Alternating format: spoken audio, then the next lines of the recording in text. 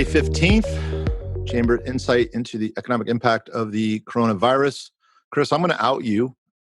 Underneath that 1950s NASA engineer veneer that you've got going on right now is a Grateful Dead aficionado, follower, Deadhead, as it's known in circles, and I would count myself in those ranks as well.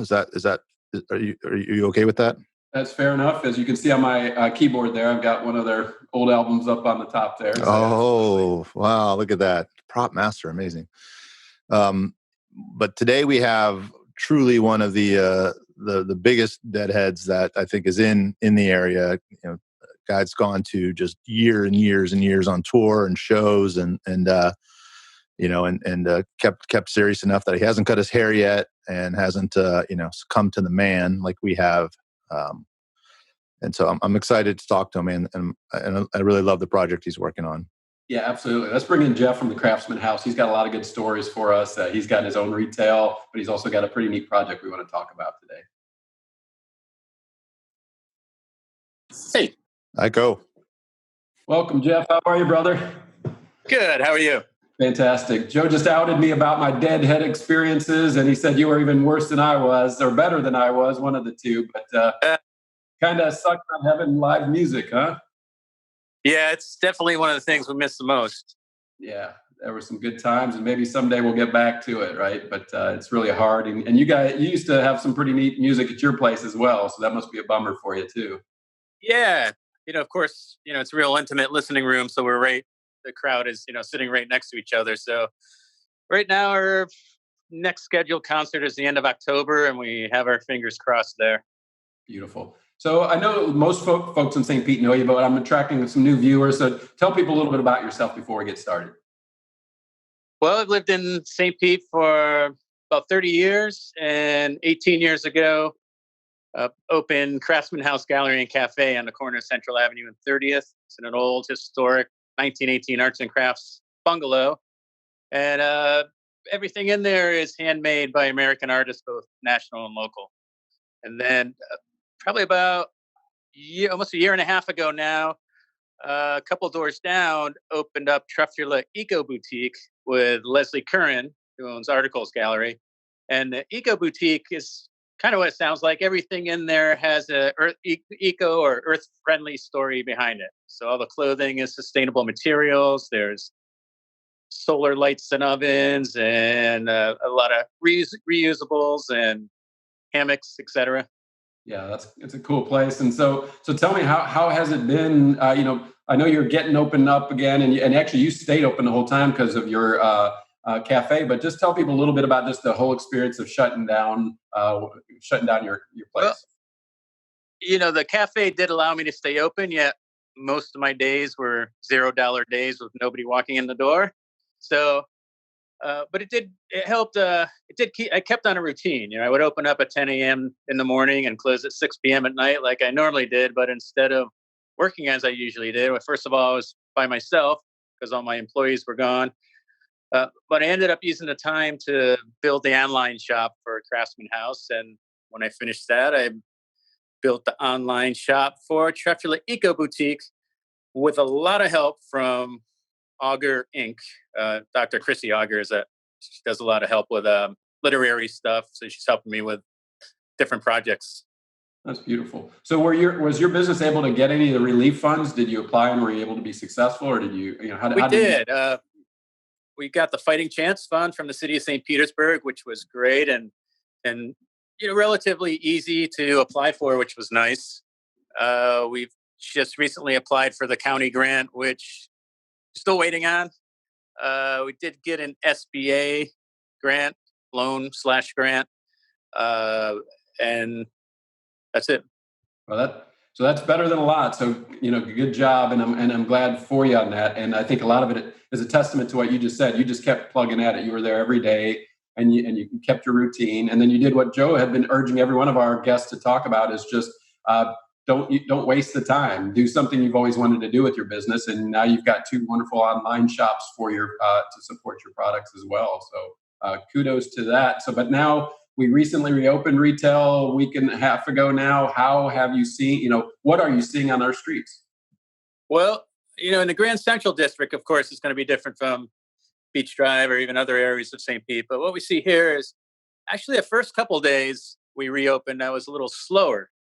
And, I heard from a lot of people who had been coming in and, getting takeout here and there that now that everyone's out, we don't want to go out. So you had that camp, and then you had the camp of people coming out and just glad to be out for the first time in a long time. And so after that, it's still really slow. We've never had a $0 day before the COVID, and we've had a lot of them now, and we're still having some of those. So at the same time, we get people and, customers and friends coming in that are specifically coming in to spend money at locally owned businesses, which is really, really nice. We've had a few people come in saying they got their stimulus check, but they never lost their job. So they're using the check to stimulate the local businesses. It's really, really nice to see that. That's beautiful. And have you changed any of your procedures for when people come in, as far as to help them be safe and make them feel safe and allow you to be safe? Yeah, of course. Me and my employee were wearing masks and, food service gloves. We spaced apart some tables. And, a lot of us around here, a lot of the business owners kind of joke like, gosh, we can only be at 25% capacity. Man, we wish we could be at 25% capacity. So,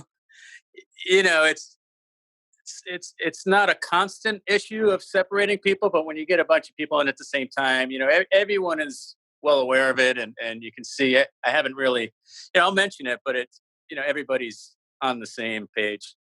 Well, I got to be honest with you. I'm not bummed that I'm hearing that you don't have it too crowded in there, because what we were really hopeful for this first week and a half, 2 weeks, is that people who didn't feel safe don't go out, and people that do kind of start to learn how to do it.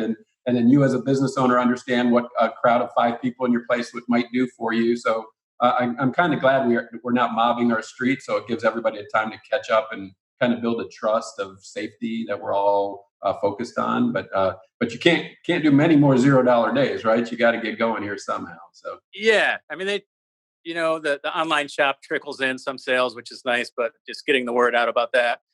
And one other thing I forgot to mention that we finished up during the shutdown was we put a new roof on the building, and the 102-year-old building, and it was probably more of a carpentry job than a roofing job. It was a 6-month job, and we had a lot of help from the community there also.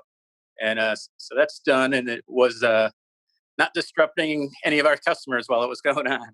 and that's beautiful to know. So that's a good thing to have. And now you're going to have that place for a long time, and we're going to build a great business there. So well done. So I'm really proud of you are what we define as the St. Pete way, Jeff. You know that. Even every morning when you put your "Don't Lauderdale" sticker on my window, and I promise you I won't. You continue to remind me not to Lauderdale St. Pete, and I won't. And so I hope I'm doing well. But you're doing something really cool that I really want to help you with, and it just was about to get launched right when COVID hit. It's a pretty neat project, and it deals with our legacy and history with Jack Kerouac. And you're about to you've created a not-for-profit to try to really purchase his home and really make it into something special. Can you explain to people what you're trying to do? Well, I actually joined a not-for-profit with there's 3 other people: Pat Barmore, Ray Hintz from Haslam Books, Kathleen McDowell, William Provost, who lives up near Lowell, Mass, and Kurt Langefeld, who's written some books on Kerouac. So together, we're really just trying to raise money to purchase the home that Jack Kerouac lived in and spent the last few years of his life here in St. Petersburg. Trying to purchase it, and then we want to preserve it and make it a monument to his legacy. It is in a quiet residential neighborhood, so it's not going to be your typical museum that's open from 10 to 5.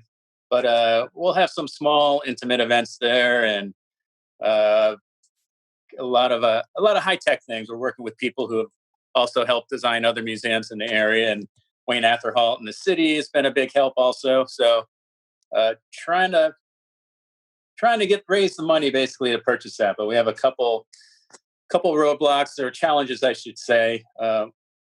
After 50 years, we're excited that we actually have a written agreement to purchase the house. And it's, there's been a lot of groups, including people in our group, been trying to do that. So we have the agreement. However, we have a hard deadline of June 1st to raise some money. The owner, who's a descendant of Jack Kerouac, is going to medical school in San Francisco in the fall, and he needs this money to pay for his medical school, which is due in July. So it's a hard deadline, June 1st. If we don't have it, that's it in our contract, and then he'll sell to the highest bidder, and they can do whatever they want with the house, tear it down or have it for themselves, fly in, millionaires flying in on weekends to use it. So, but, we want to just add it to what we have here in the arts and in the whole historic preservation in St. Petersburg, and keep it for the community and attract other people into our community and for economic development, et cetera. Yeah, there's been so many wonderful characters that have defined St. Pete over the years. And, I live near the Flamingo Bar where he used to hang out a little bit. And I'm glad that, I just like those. I think that's what attracts people to St. Pete, is that it's got some character. And I'm so proud of your team and the folks that are trying to really preserve it, because it's a story to tell. And it will be something that will bring people back to St. Pete, because people want to see that. There's kind of a historical legacy to that would be fun to talk about. And then for you guys to hold events there and activities and other learning experiences, I think that's St. Pete. So we'd love to help. So how can people contribute to you or the foundation? How do you expect this to happen for us? Well, we're just starting. Of course, when we're about to start hosting events and starting our capital campaign is when everything shut down. So all of the events got canceled. It wasn't a time to ask people for money. Still not the best time to ask people for money, but with the June 1st deadline, actually our deadline is May 27th, so we can get it to them by June 1st. We have no choice but to do this. So we've started a funding Facebook page. It's Jack Kerouac House of St. Petersburg is the name of the group. So if you go to the Jack Kerouac House of St. Petersburg fundraising campaign, you can search for that and that'll pop up. So that's one way on Facebook. You can contact me. It's probably the best way at Craftsman House Gallery. Just give me a call and we can direct deposit right into the Jack Kerouac bank account. Or there's a landing page that we've just set up. Again, Auger Inc. helped set up that landing page, which has been a big help. And it's on the Truffula Eco Store's website. So if you go to truffulaeco.com and then you just click on Save the Kerouac House up top, it'll bring you there. That is something we just started setting up today, but by tonight, that should be all set to go. Good. Well, I gotta believe that if those that are watching, they want to help you. So whoever's watching and listening, spread the word. There's an opportunity to save that house, to make it a unique St. Pete destination with some real caring people that are going to take care of it. So Jeff, thank you for that. I'd also tell people to visit Jeff. He's a lonely guy right now. You just heard he gets lonely, things get scary. So don't get him too lonely, because you don't want that as well. So go see the Craftsman House. Go see what he's up to. He's got some really cool stuff from a lot of different folks there. He cares about you guys as much as you do at the rest of St. Pete. So thank you for caring about us. Yeah, go ahead. What do you got? One other thing I forgot. We're also really excited because we're opening up Sunshine City Arts in the Pier Marketplace, in the new St. Pete Pier. Tell people a little bit about it. Well, obviously, we're not open yet. We're just waiting for that opening date. It was scheduled for May 30th. We had a Zoom meeting yesterday. And construction-wise, they're still all on schedule to open for May 30th, but obviously that's not going to happen. So, we're looking at, they told us they'd give us a month's notice at least. So, I think we're all like to be open by July 4th, but, along with all the other uncertainty in the world, we're just kind of waiting. But it is real exciting. Sunshine City Arts, doing that with Holden Sherman. And everything there will be handmade art, just like Craftsman House is. But the difference here is all our art is going to feature St. Petersburg artists. So we're really excited for the pier opening. All right. Well, we're looking forward to that. I know it'll be sometime soon, and I'll see you down there as well. So thank you for jumping on today. We appreciate it, and good luck. And let's help Jeff out. Okay, everybody? All right. Thank you, Jeff. And Joe, thank you very much.